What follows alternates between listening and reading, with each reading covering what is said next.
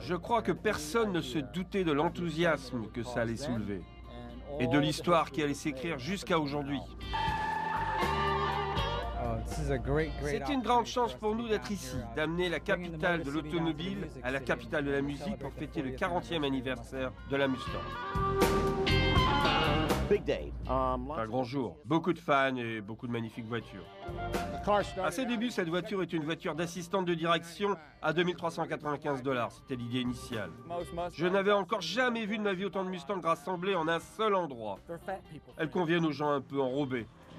Au début des années 80, notre gamme de véhicules n'était pas aussi impressionnante qu'elle ne l'est aujourd'hui. Et cette voiture nous a aidés à surmonter des périodes difficiles.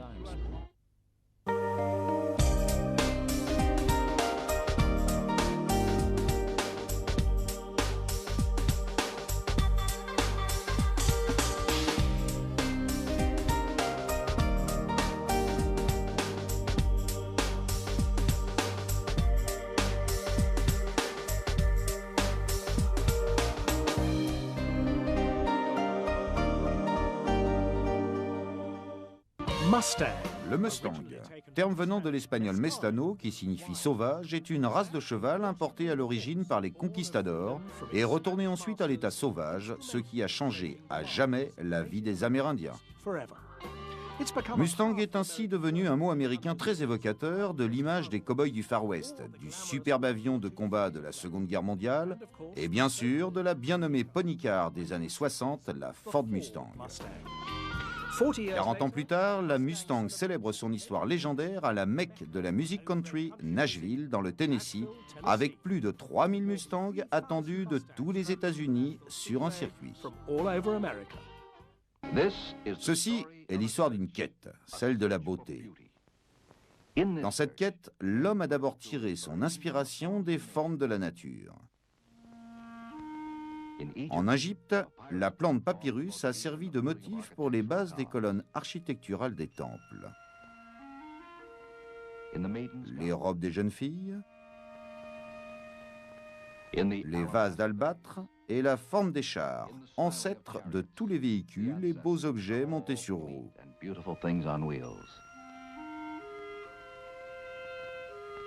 Les plus beaux véhicules sur roues étaient conçus en fonction d'une certaine élégance et fabriqués à la main pour de rares privilégiés.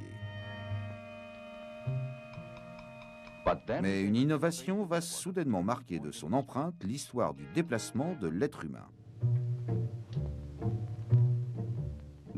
Personne ne se souciait que l'automobile, à ses débuts, ressemble à la si familière calèche, mais sans le cheval. Ce qui comptait avant tout pour les gens était de savoir si elle était sûre et si elle fonctionnerait bien. Les automobiles furent toujours conçues comme des voitures d'attelage, empruntant les mêmes formes année après année. Puis elles devinrent un moyen de transport de masse, avec des carrosseries en acier pouvant être reproduites par millions. À la fin des années 20, la Ford Model A succéda à la Ford Model T. C'était le début d'une nouvelle ère de l'automobile, une automobile produite en série, mais dont le dessin devrait aussi plaire au plus grand nombre. Tandis que les ingénieurs travaillaient pour améliorer la mécanique, les stylistes, quant à eux, dessinaient des formes les plus esthétiques possibles. Durant ces années formatrices, naquit le concept de la voiture moderne, tandis que le travail du styliste devint une quête organisée de la beauté.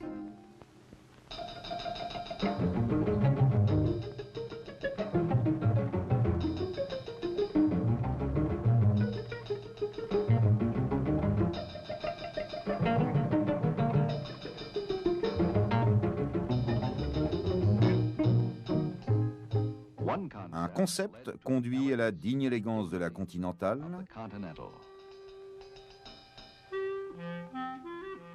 tandis qu'un autre conduit aux lignes nerveuses et instinctives de la Thunderbird.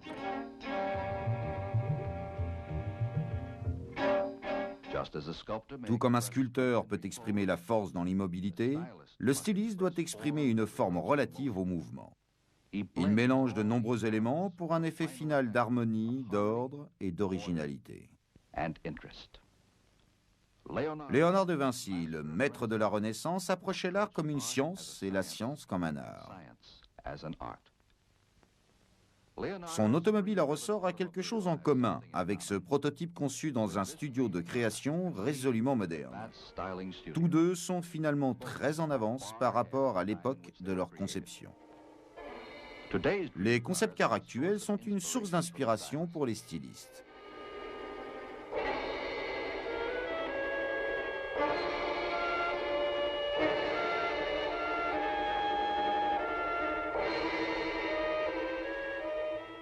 Voici Allegro, une voiture expérimentale que l'on pourrait qualifier de concept car réaliste.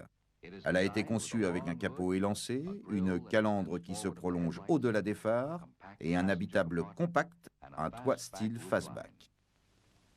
Les autres innovations incluent des pédales de frein et d'accélérateur ajustables afin de s'adapter au conducteur. Et voici un nouveau concept dédié au confort de ce dernier, un volant dont la position peut se régler et doté d'une mémoire positionnelle. Par pression de bouton, le conducteur peut relever ou abaisser le volant, ou encore le déplacer vers l'avant ou l'arrière, et ce, dans la position de conduite la plus confortable pour lui. Il peut aussi le faire pivoter de manière à ce qu'il ne le gêne pas pour sortir de la voiture. Quand il revient, il lui suffit d'appuyer sur le bouton de l'unité mémoire afin que le volant revienne dans sa position initiale. Parfois, le dessin original du styliste peut même passer directement sur la chaîne de montage sans avoir à subir beaucoup de changements. Ce fut le cas pour le deuxième prototype de la Mustang. Qu'est-ce qui donne à cette voiture son aspect si performant? D'abord l'intérieur. Il est accueillant, confortable, sportif, surmonté par un tableau de bord capitonné et protégé. Ensuite, l'extérieur. La calandre unique, le long capot, la faible hauteur de caisse, le coffre tronqué, les ailes sculptées pour élancer le profil, les passages de roues arrondis afin de mettre l'accent sur les roues et ainsi suggérer la puissance et la performance.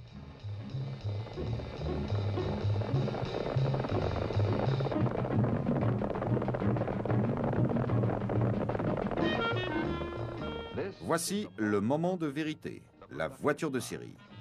Le travail du styliste, qui a commencé il y a plus de 20 mois, a été exprimé en tissu, caoutchouc, verre et métal. Maintenant, c'est au public de décider si ce styliste a bien travaillé ou non.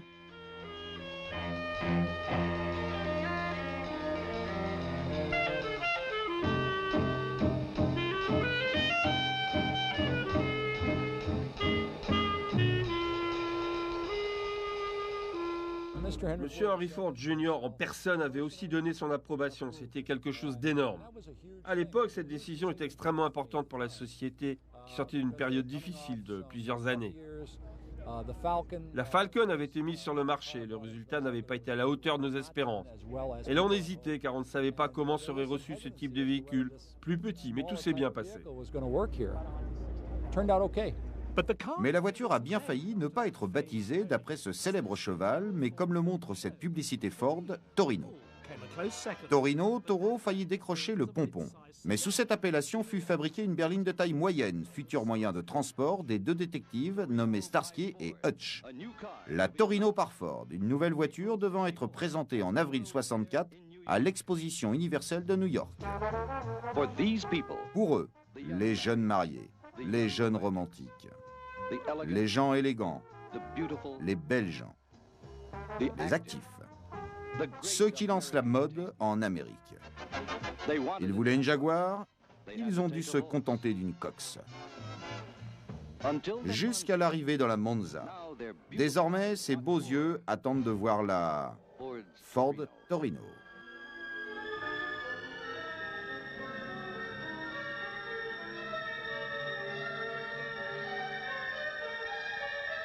Regardez bien le sigle sur la calandre. Ce n'est pas un cheval, mais un taureau.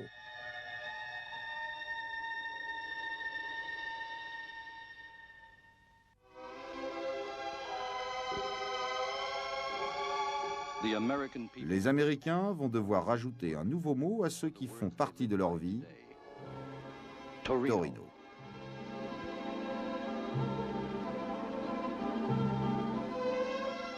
Des plus hautes sphères de la créativité humaine, Michel-Ange, Donatello, le merveilleux héritage du passé, aux richesses sauvages et magnifiques de la vie contemporaine, les Italiens ont toujours eu du style, du goût, le sens du somptueux et des couleurs.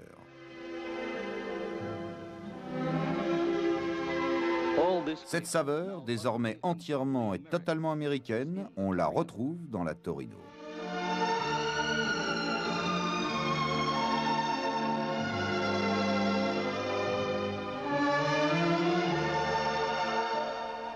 Les plus beaux regards la voient maintenant telle que nulle autre voiture n'a jamais été perçue auparavant.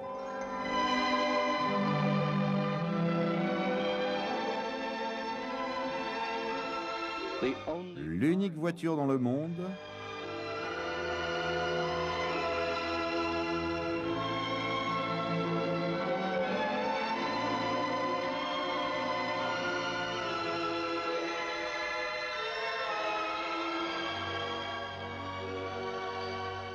qui soit belle sous tous les angles.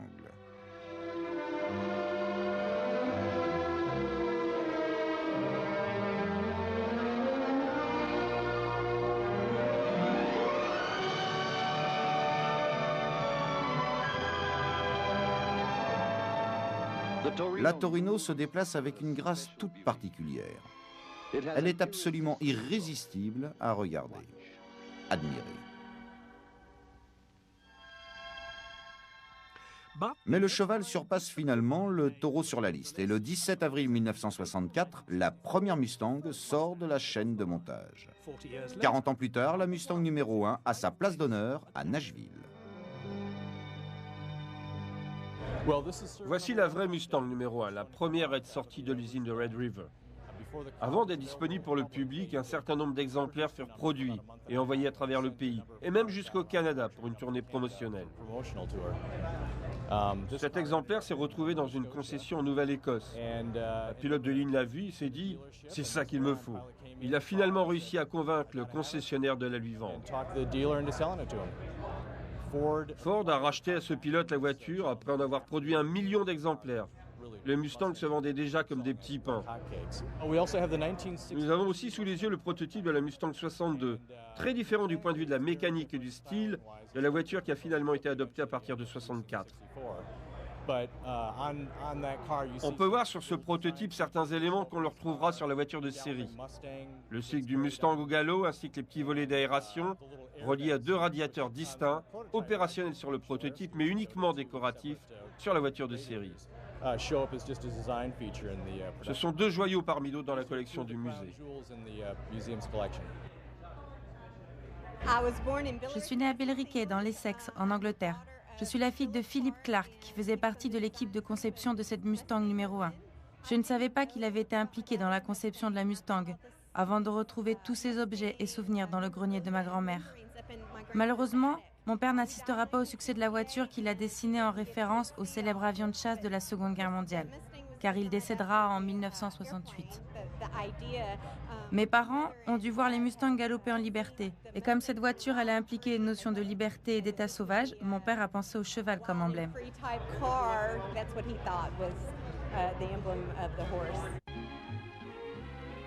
La gamme des nouvelles Ford 65 vous offre un univers de différents choix, conçus pour s'adapter à votre propre univers. Si ce dernier est décontracté, voici votre choix de Mustang, dont le fer de lance est la nouvelle Fastback, un superbe coupé sportif, un brillant éclair de nouveautés. Ou peut-être est-ce l'univers de l'élégance, auquel cas voici un choix des nouvelles Ford familiales, ne ressemblant à aucune autre Ford jamais conçue. Ou alors votre univers est peut-être le domaine de l'espace, auquel cas la solution est la Fairlane, la plus grande voiture de sa catégorie, la plus généreuse des voitures de taille moyenne. Et pour ceux d'entre vous qui préfèrent le nouvel univers de l'économie, la Falcon est la solution. La Falcon, confortable et spacieuse, est synonyme d'économie et de conduite nouvelle et de performance de plus en plus vigoureuse. Certains d'entre vous préféreront sans aucun doute l'univers intime de la Thunderbird. La Thunderbird, un modèle unique au monde. Et enfin, si votre univers est celui de l'utilité, les Breakford 65 vous offrent encore davantage que tout ce qui pourrait vous pousser à acheter un break. Vous pouvez faire votre choix parmi tous ces univers, les nombreux univers de Ford Total Performance en 1965. À ses débuts, cette voiture était une voiture de secrétaire de direction, à 2395 $. C'était l'idée initiale. Puis Lee Iacocca et Don Fry m'ont demandé si je pouvais en faire une voiture de course. Ford avait déjà tenté le coup, mais ça avait entraîné beaucoup de désaccords et de conflits internes.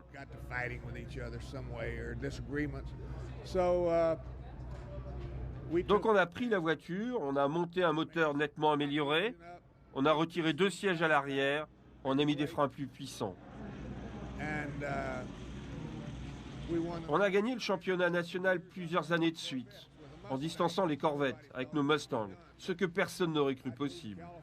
J'avais déménagé en Californie, on avait un groupe formidable de pilotes de course chez Shelby American. Et des pilotes de course venant de Suisse, d'Italie, de France, d'Angleterre, de Nouvelle-Zélande, d'Australie, du Japon. Tous ces gens admirables adoraient leur voiture, mais n'avaient jamais eu la chance de travailler avec, parce qu'une telle société n'existait pas. Quoi qu'il en soit, on a préparé la première Mustang de compétition et elle a laissé les Corvettes sur place. Par la suite, la voiture est devenue de plus en plus lourde. En 1968, j'ai vu que ce n'était plus une voiture de course, mais plutôt une voiture pour promenade sur les grands boulevards. Mais c'est à cette époque que l'on commençait à aborder les problèmes de sécurité et d'interdictions diverses. Et là, j'ai pris toute la mesure de la gravité de la situation. À partir des années 70, la performance automobile n'était plus en vogue aux États-Unis. On reprenait nos anciens V8 de 500 chevaux qui désormais crachaient péniblement 100 chevaux tout en étant plus fragiles. Je suis parti pour l'Afrique où je suis resté 12 ans. Pendant ce temps, je pense que c'était une période terrible pour la Mustang. La Mustang 2, etc. Beaucoup de choses sont allées à l'encontre de la performance pure. 1965. Une fois de plus, une innovation capitale voit le jour. Conçue grâce à un enthousiasme sans faille et un travail en famille.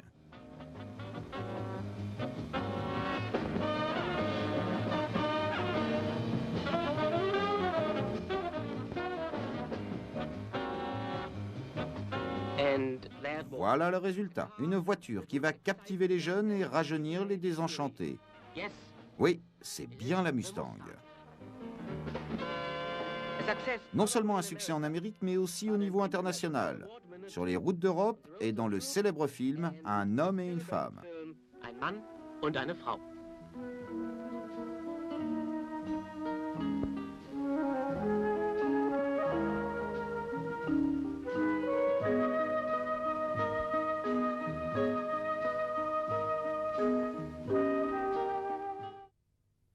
Des 3000 Mustangs présents ici, les plus convoités sont évidemment les premiers exemplaires. Ceci est une Mustang de 64. Je l'ai depuis environ 10 ans. Il y a 2 ans, j'ai entrepris de la faire restaurer complètement, ce qui a pris 1 an et demi en tout. La restauration effectuée par un gars en Floride est parfaite. Et comme vous le voyez, jusqu'au moindre détail. Avant, il y avait le moteur d'origine, le 260. Et maintenant, j'ai un 289. Détail sympa, Ford Motor Company avait débuté la production de la voiture le 17 avril. Et celle-ci a été montée le 5 mai.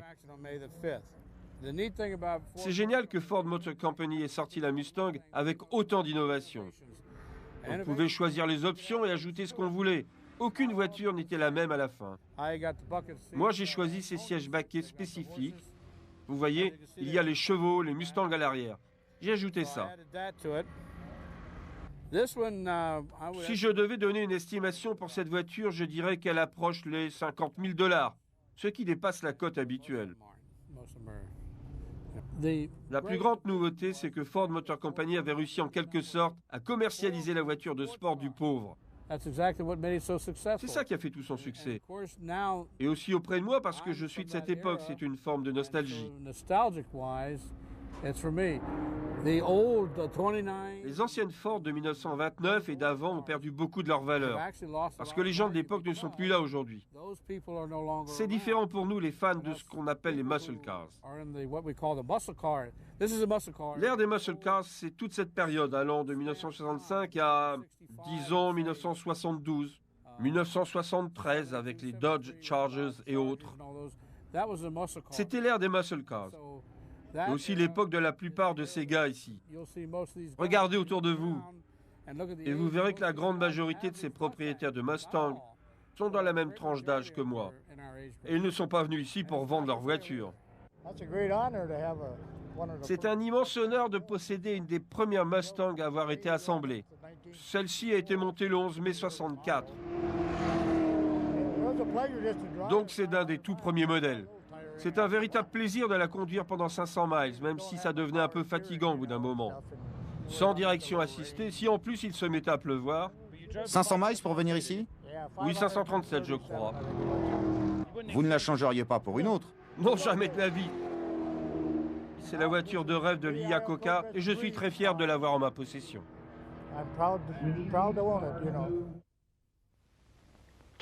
L'incroyable peut-il se produire quand on va à la rencontre d'une Mustang? Demandez donc à Harvey. En jetant un œil à cette Mustang coupée hardtop chez son concessionnaire Ford, il va découvrir de jolies particularités plutôt inattendues à l'intérieur.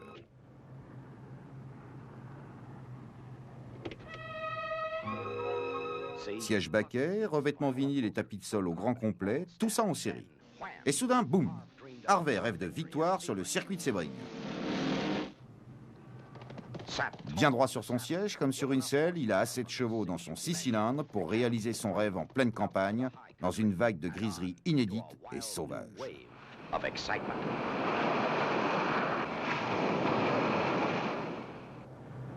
Découvrez le plaisir que seule une Mustang 65 peut vous apporter. Avec elle, tout peut arriver. Et c'est peut-être vous qui bientôt en profiterez.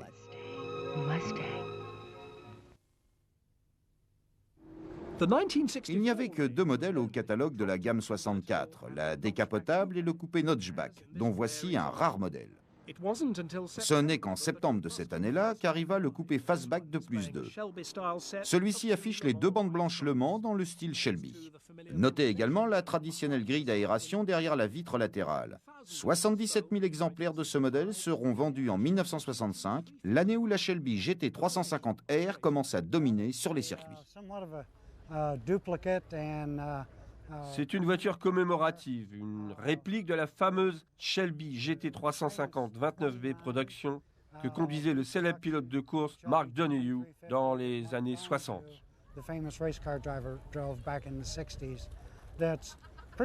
On peut dire que c'est ce qui a rendu la Mustang aussi célèbre qu'elle l'est aujourd'hui. S'il n'y avait pas eu cette voiture numéro 29, il n'y aurait probablement pas de Shelby aujourd'hui. Quand j'étais plus jeune, je devais avoir environ 20 ans, j'ai effectué des essais comme pilote pour le team Shelby, principalement avec des AC Bristol et des AC Cobra. C'est ça qui m'a fait connaître les Ford et la course automobile.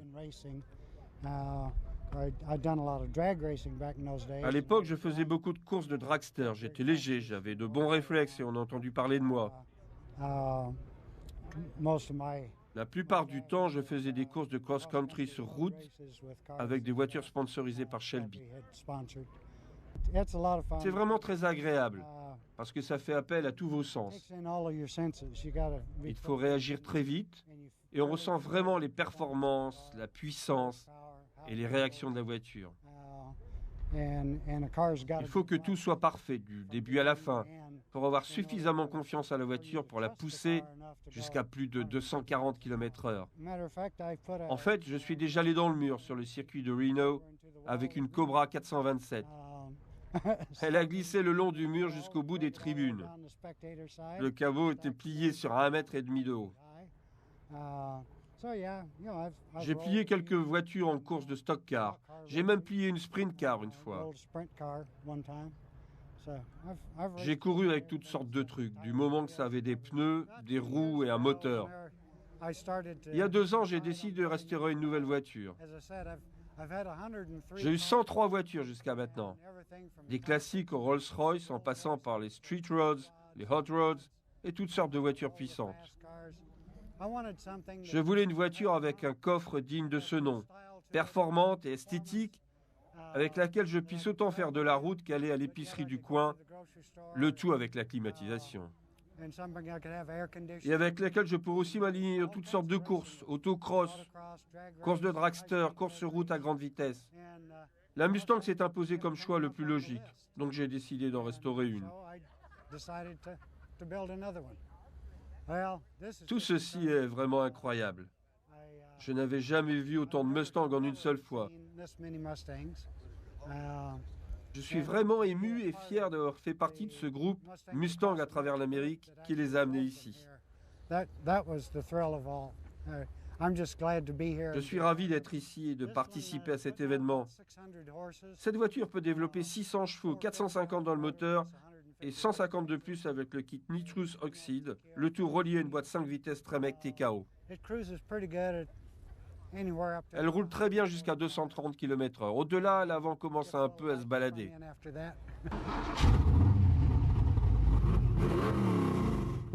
Nous verrons plus tard quelques GT350R sur le circuit.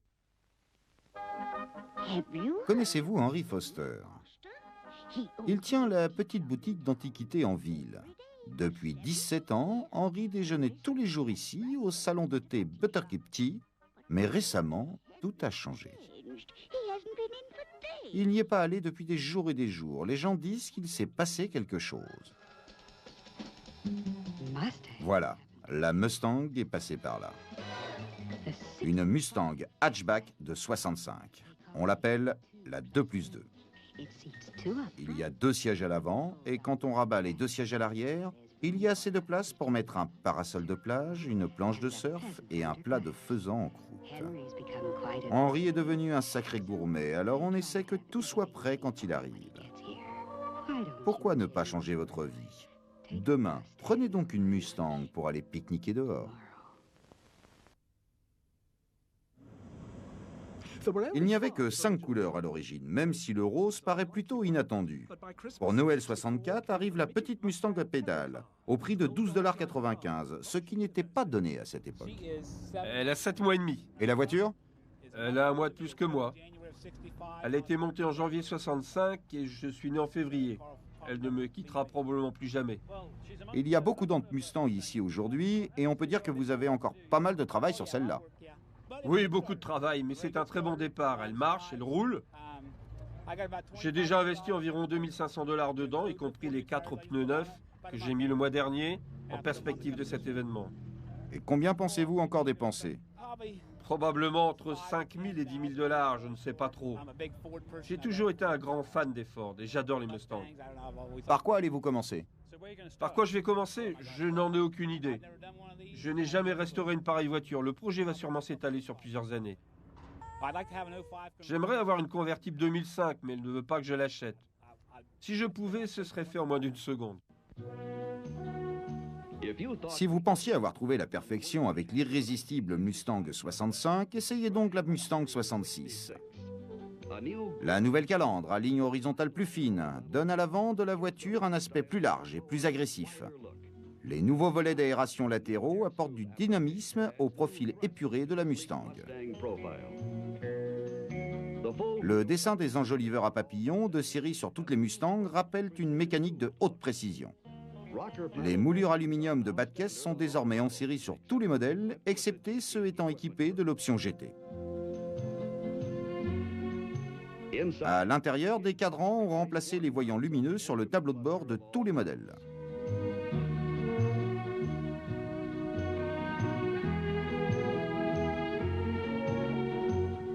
Et les 3 Mustangs, hardtop, convertibles et 2+2 peuvent tous recevoir l'option GT, comprenant bande adhésive sport, feu anti-brouillard, bouchon de réservoir GT spécifique, pot d'échappement chromé, frein à disque à l'avant et encore bien d'autres choses, une option particulièrement généreuse qui rend la Mustang encore plus impressionnante.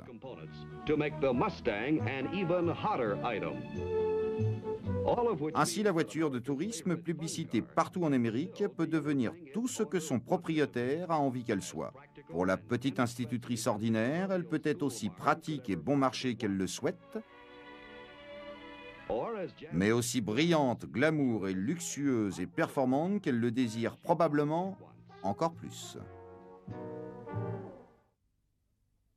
En 1966, plus d'1 million d'exemplaires ont été vendus et la puissance est passée des 101 chevaux d'origine à plus de 270 pour le V8 haute performance.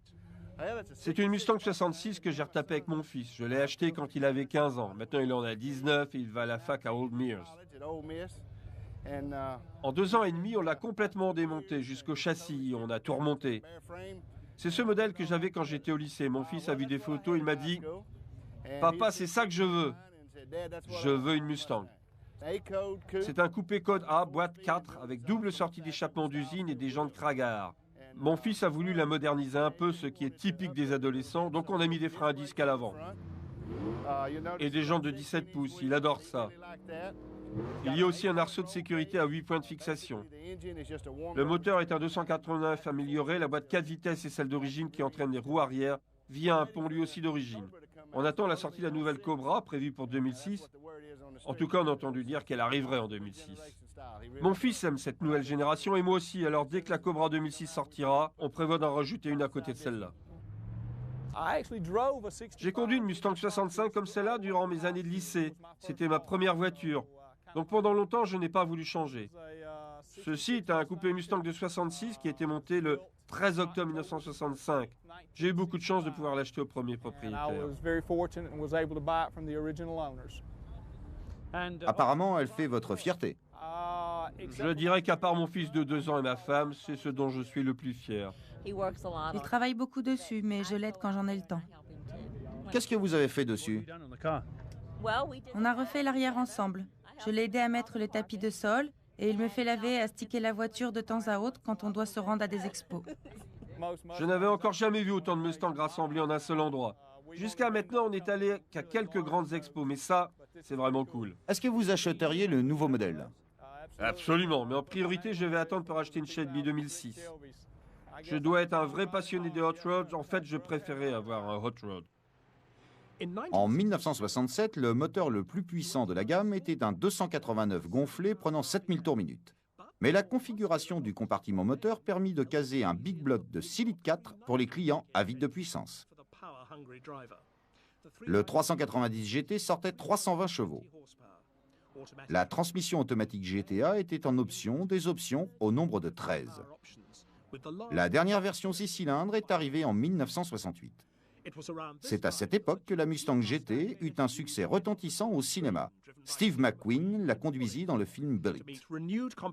Pour faire face au regain de compétitivité des Camaro et autres Firebird de la General Motors, apparut la légendaire Cobra Jet K128, d'une puissance de 335 chevaux. Par la suite, on assista à la sortie de la Mach 1, de la Boss 302, de la 429 et de la Boss 351 en 1971, avec ses typiques prises d'air sur le capot.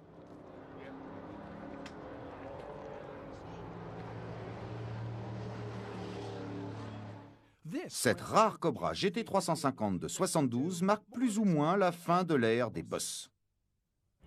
C'est une Mach 1 de 73 avec un 351 Kevland alimenté par un double corps avec la double prise d'air et les jantes larges à l'avant comme à l'arrière. Elle convient aux gens un peu enrobés. Ma première voiture était une Mustang de 73. L'IA Coca l'avait surnommée la Goinfre. Mais moi, c'est ce que j'aime. Donc voilà, c'est ma voiture. Vous ne la changerez jamais alors? Je ne les changerai contre aucune des autres voitures ici présentes. C'est ma voiture préférée. C'est celle-là que je voulais, c'est celle-là que j'ai restaurée. Le circuit de Nashville ouvrait son tracé NASCAR aux propriétaires de Mustang pour un certain prix à l'époque où les courses sur circuit étaient très prisées. Les courses pour les premières Shelby GT350 de 65 attirèrent beaucoup d'attention et de bruit, avec quelques magnifiques exemplaires de ce célèbre modèle de Mustang destiné à la course.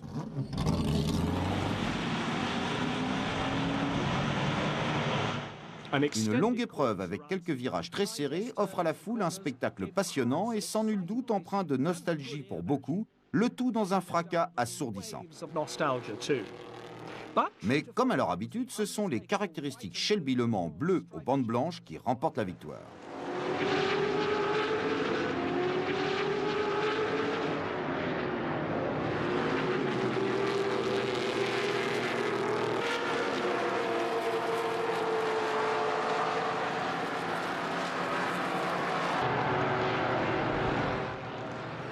Dans la catégorie moins restrictive des muscle cars, un certain nombre de Mach 1, de Boss et de GT sont sortis.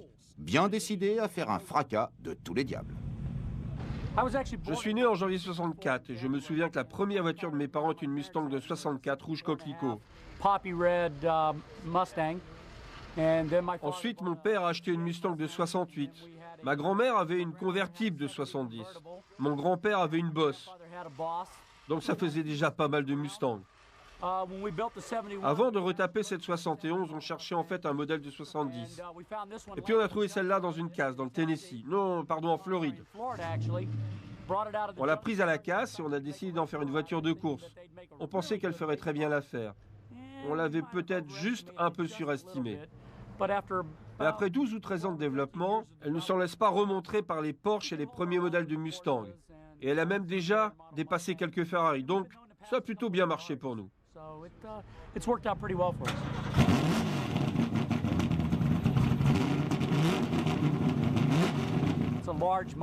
C'est une grosse Mustang, un peu différente de certaines Shelby de 65, 68 et 69, qui sont en fait de petites Falcon. On a aussi une Mustang Torino. Cette voiture-là est une Mach 1 de 71. Elle a un 302 réalisé jusqu'à 331 cubic inches. Elle possède une boîte 5 vitesses Tremec, autrement dit une TKO montée avec un différentiel Ford 9 pouces et des freins à disque à l'avant et à l'arrière de 280 mm. Entre le réalisage du bloc et les nouvelles culasses, le motoriste moteur a réussi à faire cracher cette voiture 530 chevaux au roue arrière, ce qui est plutôt pas mal. On a rajouté beaucoup de fibres de verre dans la voiture, ce qui a permis de réduire le poids à environ 1 tonne 300 avec le conducteur et 80 litres de carburant. Elle est juste un peu plus lourde que certaines Mustang plus petites.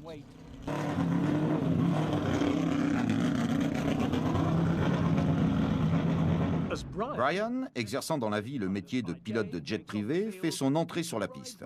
Nous le suivons avec sa caméra embarquée alors que les voitures s'alignent pendant le tour de chauffe. Brian, à l'arrière du groupe en compagnie de quelques Mach 1, s'est plaint d'un manque de puissance durant la séance d'essai. Espérons que ce problème a été résolu alors que les concurrents se dirigent vers la ligne de départ.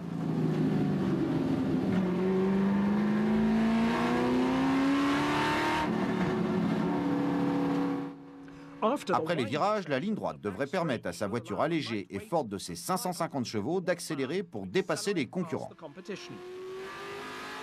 La voici en action.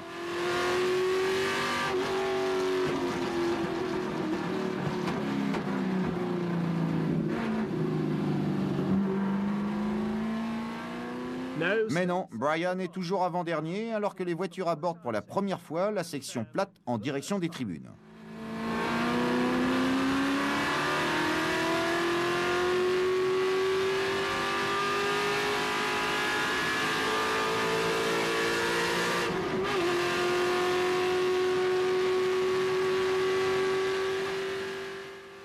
Brian est contraint à l'abandon à cause d'un arbre de roue cassé. Souhaitons-lui plus de chance la prochaine fois. Dès 1973, les crises pétrolières, l'obligation d'assurance ainsi que l'augmentation de leurs tarifs condamnent les très gourmands de muscle cars avec leurs énormes V8. Le mot-clé n'est plus performance, mais luxe. En 1974 arrive la Mustang II complètement restylée, basée sur le châssis de la Pinto qui avait remporté le titre de voiture de l'année, avec soit un économique 4 cylindres de 2,3 litres, soit un V6 en option. Au début, les ventes partent en flèche, mais déclinent rapidement, même avec la version V8 et le renouveau symbolique du sigle Cobra. Les critiques lui reprochent des performances faibles et limitées. Quelques-uns iront même jusqu'à dire « donnez-nous un vrai gros moteur ». En 1979, la Mustang dernier modèle est de nouveau choisie comme Pescar pour les 500 miles d'Indianapolis. Et la Mustang Fox, avec au choix un V8 de 5 litres ou à 4 cylindres turbo, continue l'histoire de la célèbre Pony Car. Ford travaillait depuis 1973 sur le châssis de la Fox. C'était le milieu des années 80, avant que l'électronique ne s'impose et résolve de nombreux problèmes. On pouvait avoir à nouveau des chevaux. On pouvait élaborer une voiture qui ferait de nouveau envie sur le marché de la performance, et c'est là qu'on en est aujourd'hui. Je place de grandes espérances dans la Mustang 2005 qui va sortir. Ce sera sûrement une voiture sensationnelle. De toutes les Mustangs que j'ai élaborées, ma préférée est la vieille 65, qui se vend de nos jours $500 000. et qui remporte toujours des victoires dans l'arène des courses d'époque. Mais j'attends beaucoup de la Mustang 2005. John Coletti et ses gars ont réussi à maintenir l'esprit de la Mustang SVT de la Cobra. C'est une voiture magnifique. Aucune ne lui arrivait à la cheville pour ce prix-là. Et j'en attends beaucoup en 2005. Parlez-nous de la première Cobra. Qu'est-ce qui la rend si magique à vos yeux? Le rapport poids-puissance, c'est toujours la même chose. C'est ça qui compte et qui a toujours compté. Je me pose beaucoup de questions sur ces voitures qui font 600 ou 700 chevaux maintenant et qui pèsent entre 1,5 tonne et 1,7 tonne. Je pourrais préparer une petite voiture pesant entre 750 et 800 kilos avec un petit V6 et tout se laisser sur place. Les premières Cobra avaient un rapport poids-puissance impressionnant. Châssis assez de 900 kg et puissance de 400 chevaux, elles gagnent encore des courses aujourd'hui. Qu'a pensé Ford de tout ça quand ils ont accepté le projet? Iacocca m'a pris pour un fou. Il ne me croyait pas capable de créer une voiture pour 25 000 $ et qui laisserait des corvettes sur place. J'en parlais justement à Don Fry il y a quelque temps dans une interview. Quand je lui ai dit que j'allais faire ça pour 25 000 $, Iacocca aurait dit « Donnez-lui les 25 000 $ avant qu'il ne morde quelqu'un ». Le reste appartient à l'histoire. On a construit 1 millier de voitures et je ne pensais pas que ça tournerait ainsi. Je croyais qu'elles seraient très vite oubliées et finalement, ces voitures sont plus reproduites qu'aucune autre ne l'a jamais été. Des centaines de sociétés nous ont piqué nos idées. Vous pensiez que ça marcherait aussi bien? Non, même pas en rêve. L'édition spéciale du 20e anniversaire de 1984 a été vendue en version hatchback ou en version décapotable et siglée GT350. En 1985, la version SVO fut dotée d'un béquet arrière en supplément, d'une suspension améliorée et d'un moteur turbo-compressé de 205 chevaux. En 87, les rajouts aérodynamiques gratifient la voiture d'un nouveau look, mais les moteurs 2,3 litres ou 5 litres restent inchangés. L'injection électronique permet aux 5 litres de sortir jusqu'à 225 chevaux, ramenant le temps aux 400 mètres des bras arrêtés à moins de 14 secondes. En 1990, le pilote californien Steve Saleen défie l'héritage Shelby en commercialisant des Mustangs sous sa propre marque. Ceci est une Saleen de 1990. Décidée à ne pas se laisser faire, la SVT sort en 1993 la Cobra SVTR de 235 chevaux. En 1994, moyennant un important relooking réalisé sur ordinateur par des fans anonymes de la Mustang chez Ford, ainsi qu'un nouveau 4 cylindres, on fête le 30e anniversaire de la célèbre Pony Car.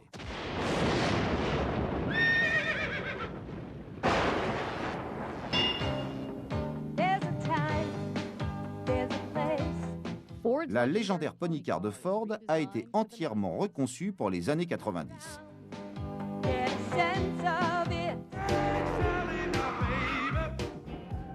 Cette appellation de Pony Car avait été lancée par Ford il y a presque 30 ans. Une toute nouvelle Ford Mustang, incluant bon nombre des éléments qui ont rendu si célèbre le modèle original, a été présentée au début de l'année 1994. Ça va être un succès phénoménal. Elle a une nouvelle carrosserie et une nouvelle mécanique, avec un 3,8 litres qui représente un immense progrès par rapport au vieux 4 cylindres disponible auparavant.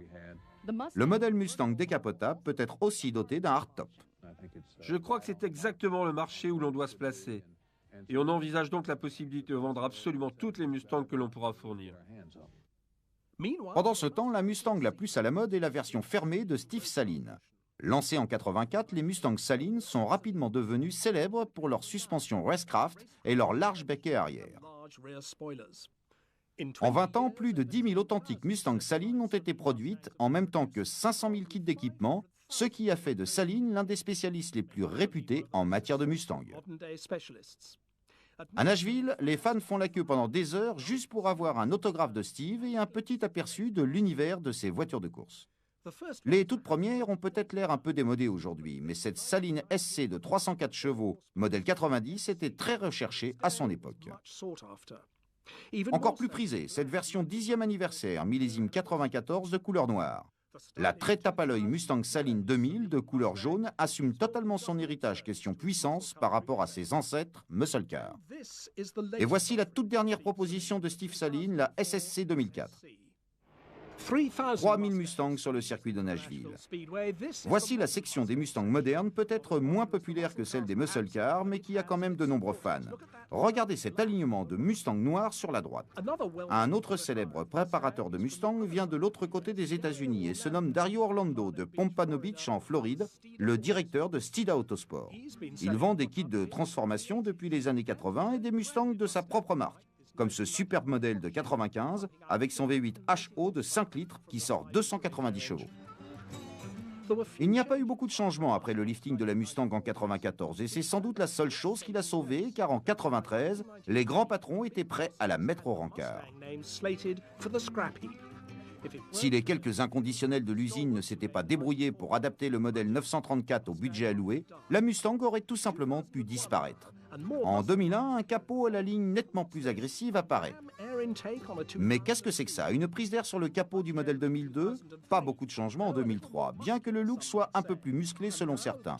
Et là, même si le modèle 2004 présente de nombreux éléments aérodynamiques, cela reste fondamentalement la même voiture qu'il y a 10 ans. La course automobile est une part importante des festivités à Nashville et chaque type de Mustang de course y fait une apparition. Remettez-vous-en à Dieu, enfilez un casque et quelle que soit la Mustang que vous ayez, lancez-vous sur la piste. Celle-ci est une édition Pro Racing de la National Autosport Association. Évidemment, il y a des versions de voitures de course nettement plus extrêmes, comme cette Cobra préparée par Roush pour le Pro Tour.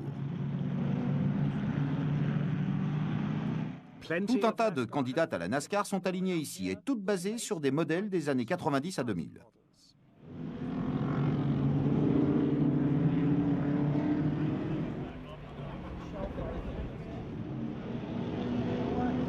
Jusqu'à ce modèle Rush Racing qu'on supposerait capable de s'aligner au Mans. À Nashville, les immenses tribunes sont encore loin d'être remplies alors que les propriétaires s'affrontent sur la piste, brûlant du carburant et découvrant en direct ce que peuvent vivre certaines de leurs idoles sur les circuits.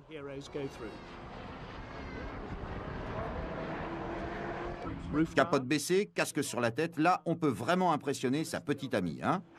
Et attendez une minute, voilà une Mustang 2005. Qui a les clés et qui l'a laissé aller sur la piste? Un tout nouveau V8 aluminium 24 soupapes de 4,6 litres fournit à la Mustang GT 2005 plus de 300 chevaux. Le train arrière à 3 bras et barre panhard, lui aussi tout nouveau, transmet à la route les 44 mètres-kilos de couple. Prenons donc notre temps pour admirer cette Mustang 2005 5e génération flambant neuve.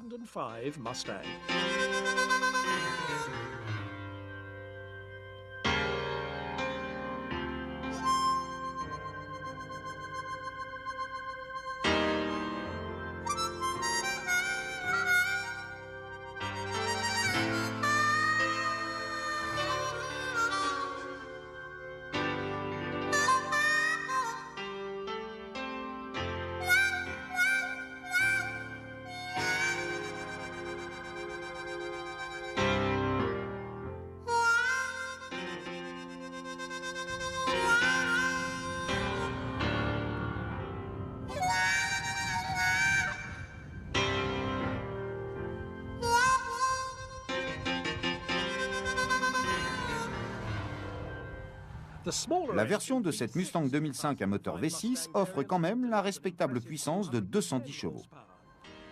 Sur les deux modèles, l'empattement a été rallongé de 15 cm par rapport au millésime 2004 et les dessinateurs ont intégré la forme et l'aspect du modèle original de 64.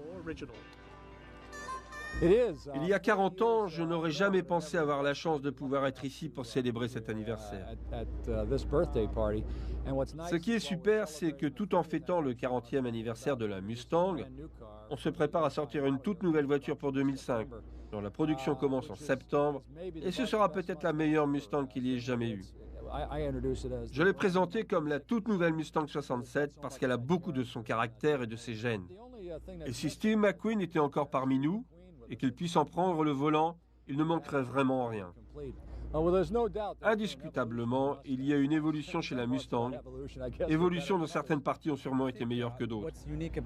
La Mustang est unique d'abord parce que c'est le modèle de notre société qui a connu la plus grande longévité. L'année dernière, nous avons célébré le 100e anniversaire de Ford et on peut affirmer que le modèle T a été le produit phare des 50 premières années.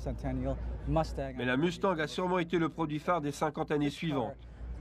Si on regarde l'histoire de la société, cette voiture représente la 5e génération de Mustang. Pour la première fois, on a eu davantage de liberté dans la conception que n'importe quelle autre équipe de la firme. On est reparti à zéro et la voiture est totalement nouvelle de A à Z. Nouveau châssis, nouvelle suspension avant-arrière, nouvel ensemble mécanique, nouvel intérieur. Tous les éléments classiques de la conception d'une Mustang sont là, mais modernisés. Ce qui est vraiment appréciable dans le fait de venir ici, c'est que la Mustang n'est pas ce que l'on appelle aux États-Unis une reine sur son piédestal, que l'on expose uniquement, mais dont on ne fait rien. Nos clients conduisent ces voitures. Si vous avez la chance d'aller sur les circuits, vous verrez que tous les anciens modèles y sont présents, et on attend la même chose de celle-ci. On travaille pour lancer le modèle de course par la suite. À chaque fois que l'on conçoit une nouvelle voiture, le plus gros défi est d'opposer tout ce que l'on connaît déjà à ce que l'on ne connaît pas encore. L'autre défi unique avec la Mustang, c'est l'étendue de sa présence sur le marché. Par exemple, aux États-Unis, le modèle V6 se vend pour moins de 20 000 $ et par le passé, on a fait des voitures de course qui ont coûté plus de 50 000 $. Concevoir une voiture assez performante pour pouvoir en tirer un modèle de course, tout en conservant l'intégrité du modèle ainsi que son caractère économique pour le client adepte du V6, voilà le plus gros défi. La carrosserie est magnifique. Elle est juste assez rétro pour que la voiture ressemble à la Mustang originale de 68. À mon avis, quand la SVT s'en sera occupée, elle ressemblera à une ancienne Boss. Elle sera vraiment sensationnelle. Ça nous plaît vraiment. Je trouve que cette touche rétro est vraiment une bonne idée de la part de Ford. The first year, I think the sales were something like 600,000 Mustangs when it first came out. What do you expect out of the new one? Je ne sais pas comment ils avaient effectué la comptabilisation à l'époque. Je crois qu'il s'en est vendu en fait entre 400 000 et 600 000 exemplaires. 600 000 pour les 18 premiers mois et pour le premier modèle. Par rapport à ces chiffres, les objectifs de vente actuels paraissent moins ambitieux. Habituellement, on vend entre 125 000 et 140 000 Mustangs par an. Je pense qu'on va probablement vendre entre 70 000 et 150 000 exemplaires du nouveau modèle, mais on a la capacité de faire davantage. Il faut attendre et voir comment ça se passe. Par rapport à ce que j'ai entendu jusqu'ici, je reste quand même très optimiste. Je crois que ce nouveau modèle va être absolument extraordinaire. On en attend beaucoup et jusqu'ici, les réactions sont très positives. Depuis 40 ans, il y a une certaine constance dans notre produit et pas beaucoup de variations. Tous les modèles que nous avons lancés avaient toujours beaucoup de choses en commun. Je pense que l'on est resté fidèle à notre produit. On a toujours su y mettre la qualité, avec systématiquement une voiture de base à sa juste valeur et une GT en différentes variantes. À mon avis, c'est pour ça que notre produit a toujours eu autant de succès. Je suis étonné de voir ici aujourd'hui autant d'anciens modèles que de récents. On voit bien que l'engouement pour cette voiture n'a jamais faibli. Le principe, elle gagne le dimanche et on l'achète le lendemain, est toujours de mise? Je crois que c'était le cas, mais malheureusement, les choses ont quelque peu changé. Mais on aime toujours gagner la course le dimanche et on est toujours prêt à vendre le lundi.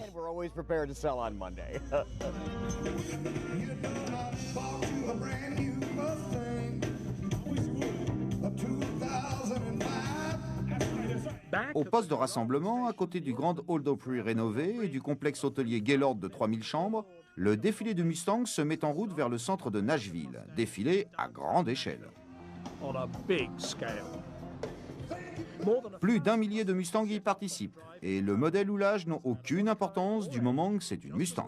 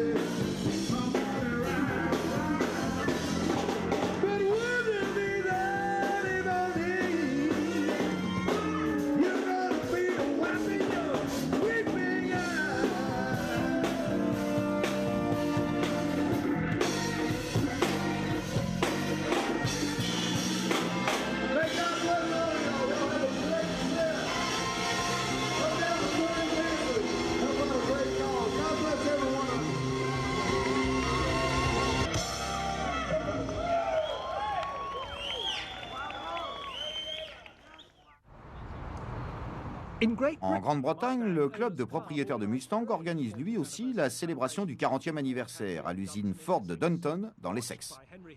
Sous les yeux d'Henry Ford, des centaines de fans de Mustang se rassemblent pour admirer, acheter et faire un tour sur la piste. Le club existe depuis 25 ans, donc c'est notre 25e anniversaire. Il compte environ 900 membres, avec des Mustangs allant des premiers modèles de 64 au tout dernier millésime. Aujourd'hui, on célèbre le 40e anniversaire de la Mustang. En collaboration avec Ford, cet événement va aussi servir à collecter des fonds pour une œuvre caritative. La piste est ouverte, on a des trophées et des billets de tombola. On est venu pour s'amuser, il devrait y avoir environ 250 voitures ici. On a toujours gardé le même esprit, la même qualité dans les voitures, et le même désir de s'amuser. La Mustang apparaît régulièrement dans toutes les revues britanniques consacrées aux voitures américaines.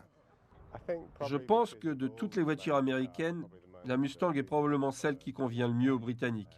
De par ses dimensions, elle rentre dans la plupart des garages anglais. Elle est pratique parce qu'elle dispose de 4 sièges et je pense qu'esthétiquement, elle attire aussi les Européens car elle est moins grande ou moins tape à l'œil que la plupart des voitures américaines. Je trouve que le plus beau modèle est celui de 67. Ils avaient fait tout ce qu'il fallait. Certains préfèrent le modèle 64.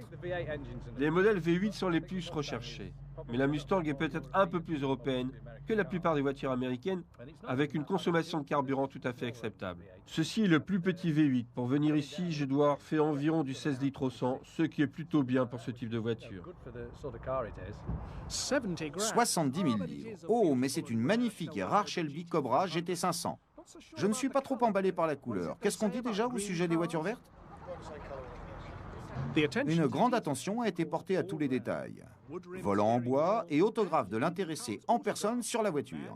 70 000 livres quand même, pour une voiture qui va sur ses 40 ans. C'est une Shelby GT350 de 67. À l'origine, elle a été exportée neuve des États-Unis en Belgique, à Bruxelles. Puis est arrivée au Royaume-Uni un an plus tard, en 1968, d'où le T sur la plaque d'immatriculation.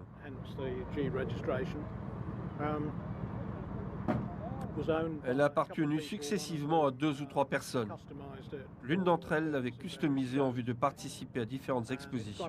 C'était un modèle très connu à l'époque, que l'on voyait dans les revues spécialisées. Malheureusement, à notre époque, passage de roues évasées et peintures personnalisées ne sont plus très bien vus. Cette personne l'a alors vendu à un gars qui voulait se préparer une voiture très spéciale. Il voulait changer le moteur parce que les V8 Ford 289 haute performance étaient très prisés pour les répliques de Cobra et autres. Heureusement, j'ai réussi à le convaincre de me la revendre en état avant qu'il ne démonte tout. C'était il y a 20 ans. Je l'ai conduite un peu à l'époque, même si c'était bien sûr un peu embarrassant de se balader avec cette peinture personnalisée, cet intérieur en velours, etc. Puis j'ai décidé de la restaurer en version d'origine, ce qui est désormais chose faite. À tous les points de vue, elle est redevenue comme elle était à sa sortie d'usine. Les gens qui aiment les Mustangs ne comprennent généralement pas pourquoi je m'intéresse aussi aux Jaguars et vice-versa, mais je pense qu'elles m'apportent chacune des choses très différentes. J'adore le style des voitures américaines des années 60. Je les trouve vraiment très originales et l'idée qu'on peut caser des moteurs toujours plus gros dans ce qu'on appelle une compacte, qui est en fait une assez grande voiture, est tout simplement fantastique.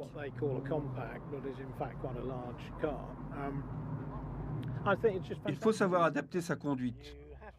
Elle est plutôt rapide en ligne droite, mais évidemment la technologie date de 40 ans. Et les freins n'ont rien à voir avec ceux des voitures modernes. Il faut donc se montrer indulgent. Mais c'est vraiment très très agréable à conduire. Elle a été modifiée pour que je puisse la conduire avec toutes les commandes à la main. On ne peut pas aller partout avec. Si on va au supermarché, on met 2 fois plus de temps pour faire ses courses parce que tout le monde vient vous voir.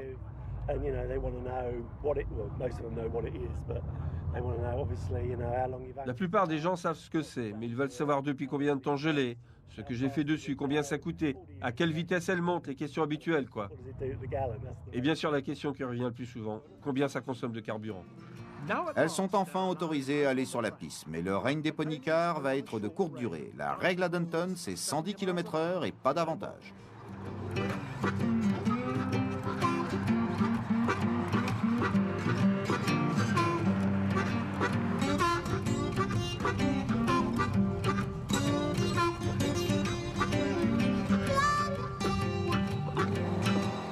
Ça fume. 40 ans après sa naissance, la Ford Mustang marche toujours aussi bien.